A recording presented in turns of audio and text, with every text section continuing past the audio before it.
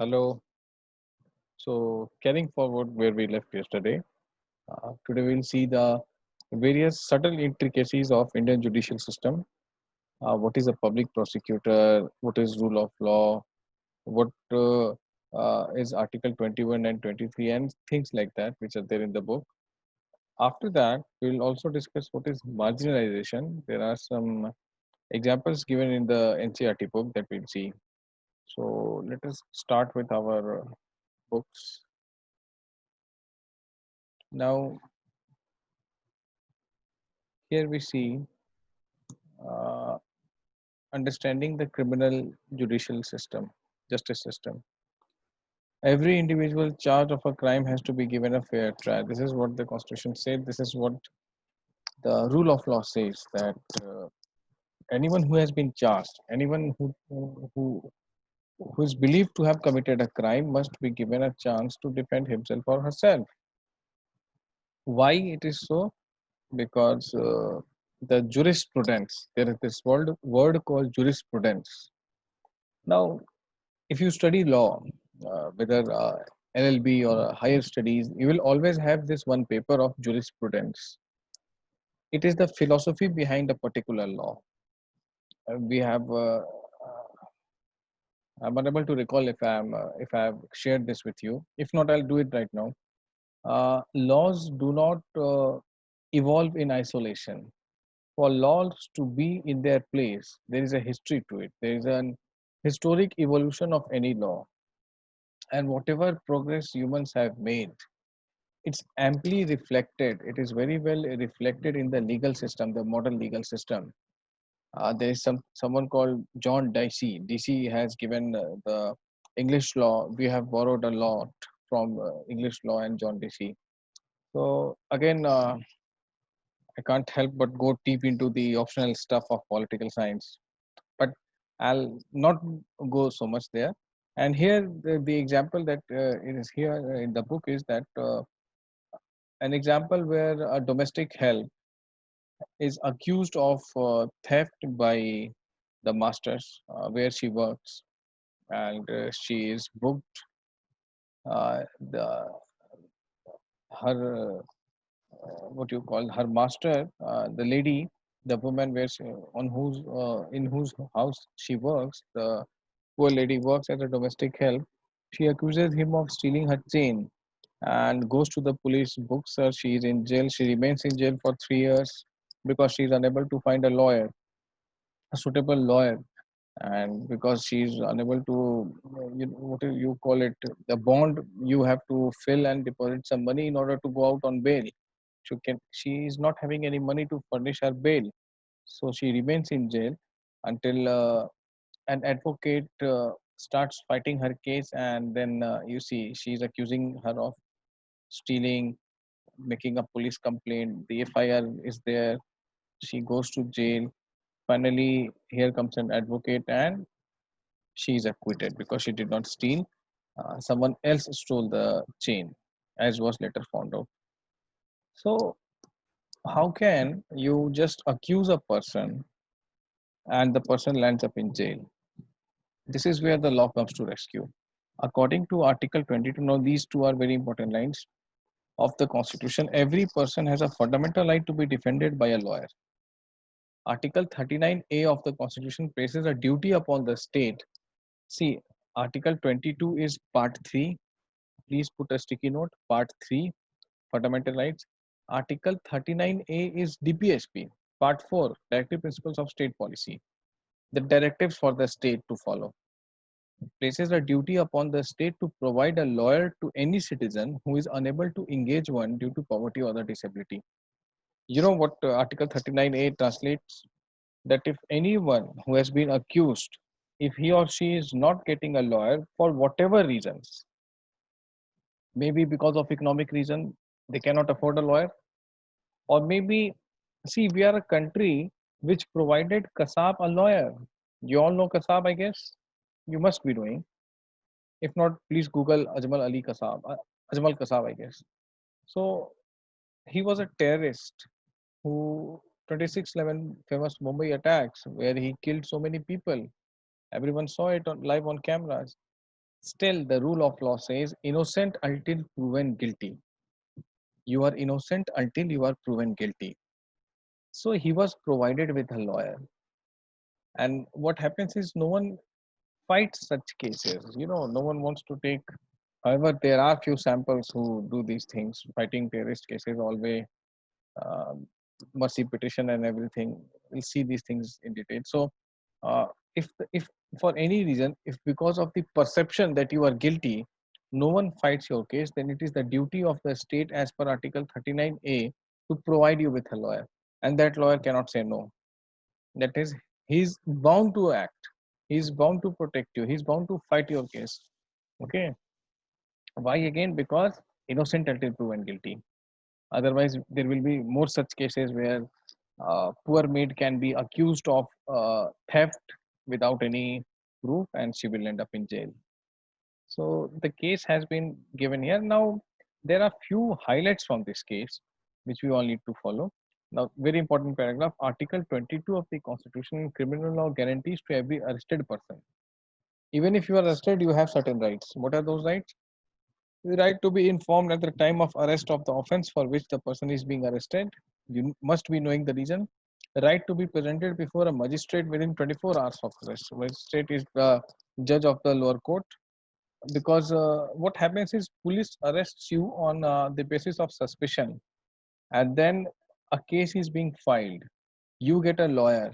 Okay, you get a lawyer, and those who are opposing you, those who want you to be jailed, they have their own lawyer. Now a judge listens to it. A judge listens to your case, which you are arguing, and then on the merit of those arguments, from the side of your lawyer and the one who has accused you, from both from the side of both lawyers, they argue in a competent court, an open court. The judge, after listening to the both sides of argument, decides which way the case will go. So, right to be presented before a magistrate, it is only after the order of a magistrate that you can be further kept in police custody. You have been arrested, charges have been framed. Now you must be presented before a magistrate within 24 hours, and the magistrate will grant sanction to the police that you need to keep this person in custody and investigate further. The right not to be ill treated or tortured during arrest or in custody. Confessions made in police custody cannot be used as evidence against the accused. You need a magistrate again. If you confess before a magistrate, that will be an evidence. If you confess before a police officer, that is not an evidence. A boy under 15 years of age and woman cannot be called to the police station only for questioning. Police can come to you, you cannot be called there. So this is what Article 22 tells us. And at times, these provisions of these articles are violated, and that is why we have this constitutional protection. Article 22, again, Part 3 of the Indian Constitution, that is fundamental rights. So, what is a public prosecutor? In Hindi, it translates into Sarkari Vakil. What it means, a criminal. One more thing you need to know here. Uh, Try to understand it. Uh, a criminal offense. See, there are two types of offense. We have seen it yesterday: civil and criminal. Civil offense is against the individual, but a criminal offense is against the state. Criminal offense is regarded as a public wrong. If individual X, uh, an attempt is made on the life of Mr. X, he is attacked and he is grievously injured. It's not an offense against state, it's a public wrong. It's an offense against the state, not against the individual. This means that it is considered to have been committed not only against the affected victim but against the society as a whole. See, the rights survive in collectivism. It's not like my rights will operate and your rights will be suspended. Moreover, it is the duty of the state to protect the fundamental rights. And if my fundamental rights are violated, it means state has failed to perform its duty. Okay, so state will punish the person, and only state can punish the person, not me and you. If anyone has been wronged, and if there, that is why, if even if there is a murder, it's not like the relative of those person, of the person who has been murdered, go and kill the murderer. No, it is again the duty of the state to find the murderer nab him, send him to gallows, and hang him if the court says so. So again, after a competent court says so, criminal wrong is always a public wrong. Okay, and public prosecutor represents the interest of the state. And what he does, the role of the prosecutor begins once the police has conducted the investigation and filed the charge sheet in the court. He has no role to play in investigation. He must conduct the prosecution on behalf of the state. As I told you, he represents the side of the state in the case, which side the state is standing.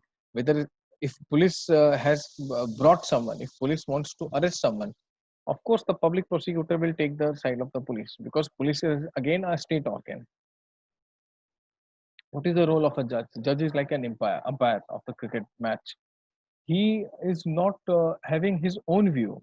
He is examining the view that is presented by the lawyers. What the public prosecutor is saying, what the advocates from the side of the accused are saying. He listens to both of them. He listens to the argument both of them, and then he gives his own decision based on the argument, based on what the public prosecutor says and what the lawyer of the accused says. So he decides anyone is guilty or not based on solely based on those evidences, not by what is written in media, not by what public is talking. Okay, it would be a sad day if judges start acting on public perception. Then what is the need of that court, and what is the need of lawyers to go into that argument? Okay, so not based on public perception, but strictly based on the legal argument. So, what is a fair trial? Fair trial is where everyone gets a chance to defend himself or herself by an advocate, where the courts are unbiased, courts listen to both sides, where courts are not swayed, courts are not influenced by the public perception. Okay, that would be fair trial. And for a fair trial to be fair, several different procedures have to be observed. Article 21 of the Constitution guarantees right to life, states that a person's life or liberty can be taken away only by following a reasonable and just legal procedure. As I told you, only state can deprive you of your life and liberty. And that also when it is through a legal procedure, which means argument has happened, judge has listened to the argument, and judge thinks a particular person is guilty, he is a murderer, he must be deprived of his life, which is granted by article 21. The judge will pronounce the same. The accused has a chance to appeal it in the higher court, and from the highest court till supreme court, if the supreme court judge also says that you are guilty, you must be hanged, then only article 21, that is right to life, will be denied, not by me and you, but by the state, when after the legal process is done. So there is a very algorithmic approach is here. A well established procedure is here. It's not like it's you can deprive anyone of life and liberty on your whims and fancies. No, it's not arbitrary. It's totally in accordance with the law. And also he needs to be defended. He can take help of any lawyer, and if no lawyer comes to his rescue, then the state will provide with a lawyer. So this is what the legal system is that we are talking about. Rule of law, which says that everyone is equal before the law, would not make much sense if every citizens were not guaranteed a fair trial by the constitution. 100% we should agree with it. And as aspirants, let me tell you something beyond this chapter. Do not get impressed by all this activism that is going on all around in this country, in this world. Let us be responsible citizens. Let us believe in state. Let us believe in legal process. As I told you, whatever advance human life has made, it's amply reflected in the legal evolution of things. Okay, the way law is available today, it was not always. It's not always. It has not always been the case in past. It has mankind has taken centuries to arrive at the current legal system. So many people have died. So many people have been killed arbitrarily. You will study all this in your history, in your French Revolution and American revolutions and Magna Carta and everything. So these things should be cherished. Why I'm saying this? We often hear about bizarre cases of Me Too. One person says something and the other person is jailed. He is facing a social boycott. Why? Why only on the basis of an accusation? If we start doing things just on the basis of accusations, we will have what is called a kangaroo court. Kangaroo court is what happened during medieval times, in ancient times. Anyone can come, level an accusation, and the king will take a call based on the equation of king with the person. Okay, we are done with those times for good. So every case must be taken to legal conclusion. If you have been wronged, approach the court. Do not do a press conference. Approach the court. Okay. So let us abide by these things. Do not get swayed away by popular sentiments. We are studying constitution. We are studying the supreme text of India. So whatever the law says, whatever the court says, that is the only judging criteria for me. That is why I'm not very impressed by all these movements going around where anyone can say anything. I just one more thing that 2 weeks ago, a child in Delhi killed himself. A 16-year-old kid of class 11th killed himself because one of his classmates, a girl, said that he sexually abused her 2 years back, and the child killed himself. Now, where is the rule of law here? Just because a girl said so, and the guy because of the social stigma, do we see what we study here? Do we see the application of those things that we study here? Where is Article 21 and 22? Where is 39A? Okay. And imagine the stigma that the guy, it would have been a mental breakdown before he ended his life. And there are so many cases. It applies to both genders, to girl, to boys, both. This is what happens when we are swayed by the popular sentiments and we drift from rule of law. So my advice is please remain within the purview of rule of law. Whatever right or wrong, that is to be decided by courts, not by public sentiments. So one important thing which I wanted to discuss with you all today. Next chapter we move on, an attached chapter. We are aiming 2 chapters a day now. This is unit 4, which says marginalization. Who is marginalized? Like this is a surface. Okay, this is a surface. Suppose my left palm is a surface and something is in between. This something in between is not marginalized. Something on the edge, this is marginalized. Okay, away from the center is marginalized. So there are certain people in our society who are on the edge of the society. They are marginalized. So who are these people? Because they are poor, they are considered to be of low social status and viewed as less human than the others. Very sad state of affairs. But these are the one margin. Now there again is a cartoon is given. I'll tell you the gist of this cartoon. An Adivasi. Now who is an Adivasi? Adivasi is a ab original. Adi means from start in Sanskrit. Vasi means the one who lives there. So those who have been the indigenous people who have been living into forests since time immemorial. So they saw this Adivasi family sees a parade on Republic Day and Republic Day parade and see Adivasis dancing in that parade. So they start discussing that all they think about Adivasi is that they wear headgear and they dance with their costumes. There is more to us than this. And then the grandfather narrates a tale when they were living in the village and in the forest, and then the officers came, forest officials came, and they said that this is a very resource rich area. There is bauxite under the ground, so you need to go away from here and we will provide you with compensation. But then the compensation was inadequate. They sold their lands at throwaway prices. This is what is written here. Now uh, it would be wrong to say that these things have not happened. Of course these things have happened for very long. Now these things are very tough to happen because now you see 70 plus years of independence. Very if government wants to do something like that, then we have an opposition, a media, a media which is not always doing the line of the government. We have so many private channels. Then we have social media, okay, which scrutinizes everything under the sun.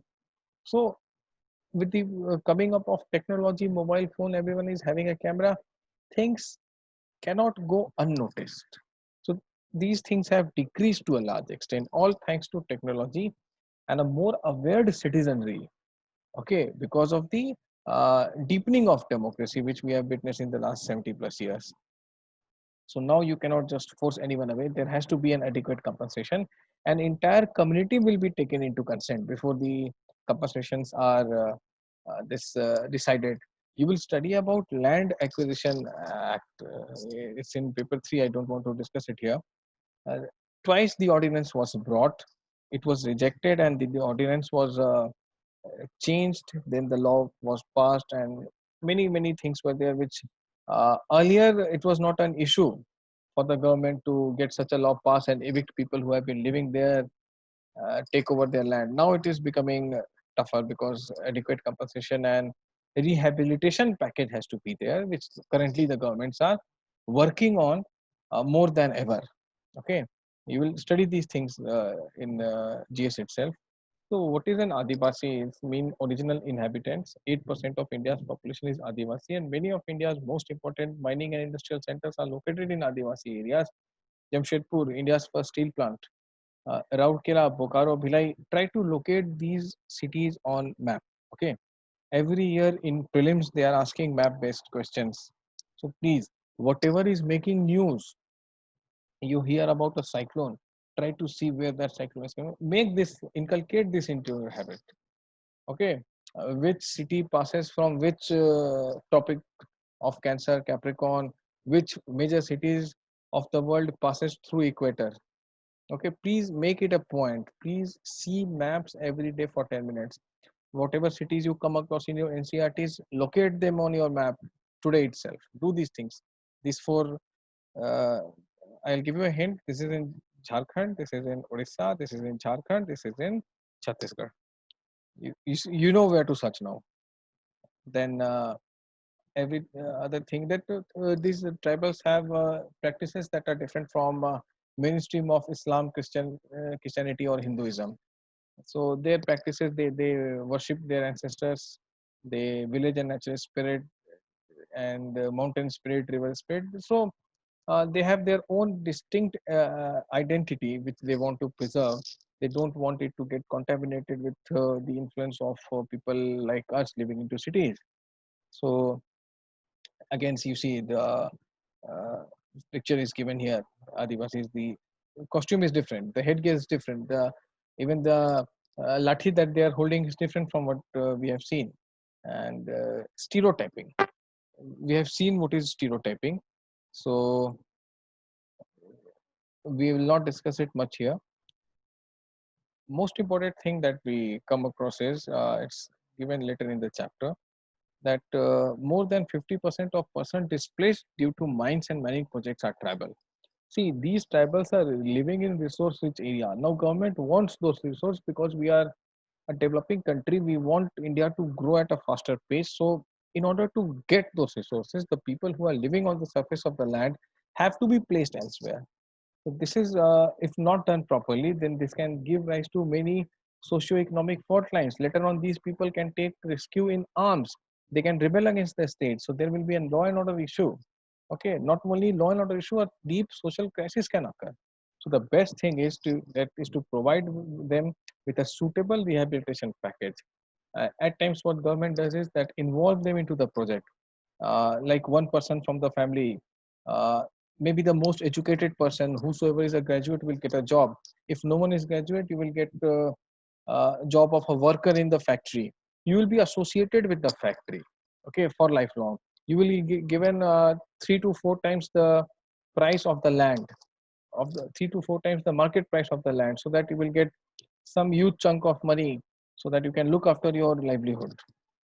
So these are the things that are done, and very rightly so, because those who have been living there cannot part with their land very easily. They need some suitable rehabilitation package. Now, again, it comes to Muslims. Not only Adivasis, even Muslims are marginalized. The 2011, the government census says that Muslims are 14.2% of India's population, and they are considered to be marginalized. And in comparison to other countries, they are socially and economically less developed in terms of basic amenities available to them, literacy and public employment. So government constituted what is known as Justice Sachar Committee. Here is the Sachar Committee, and it examined the socio-economic educational status of Muslim community in India. The report discusses in detail the marginalization of this marginalization. Again, marginalized. You remember this of this community. On a range of socio-economic and education indicators, the situation of Muslim community is comparable to other marginalized communities like SCs and STs. So this is what has been backed here. Now, if we delve deeper into it, why is the condition of Muslims so? When every other party in India claims to be working for the cause of minority, especially the Muslims, so maybe problem lies elsewhere. The current Prime Minister of India, when he was the Chief Minister, the Sachar Committee, which we are talking about here, the Sachar Committee went to Gujarat. Modi ji was the Chief Minister, and they asked him, what have you done for the welfare of Muslims in your state? He said, I have done nothing. They were like, what are you saying? He said, yes, but I have not done anything even for the Hindus of my state. I have worked for the Gujaratis. Why should I classify them as Hindus and Muslims? Maybe 70 years after independence, 2011, the report comes and it tells us that Muslims are marginalized. Maybe the problem lies here because the state has been viewing them with different lens. That because how does the interest of an Indian Muslim differs to a large extent from an Indian Hindu or from Indian Christian? Doesn't isn't it like that all our interests are converged? We all as citizens of India need uh, equal access to good roads, good education, good employment opportunities, right? So maybe viewing it from different lens has created a rift, and this we shall examine in detail when we will study the optional. It's a thing of optional actually. So here these things have been highlighted in your text, and nothing more is here given. Very content is actually scattered in your NCRTs, and we are trying to collect them here itself. So more to come on these things. Next class we will discuss what is the cause of marginalization and what are the possible outcomes, possible solutions for it. We always need to work on the solutions. See, a civil services aspirant is different from a person who writes an op-ed in the newspaper, where here is the problem. So where is the solution? You want to be a part of government, so you must offer the solution. So don't only think critically, offer solutions. Okay, offer solutions. That is how you should train your mind accordingly. That if there is we all know what is the problem, we must offer solutions to the same. We'll see the solutions in the next class.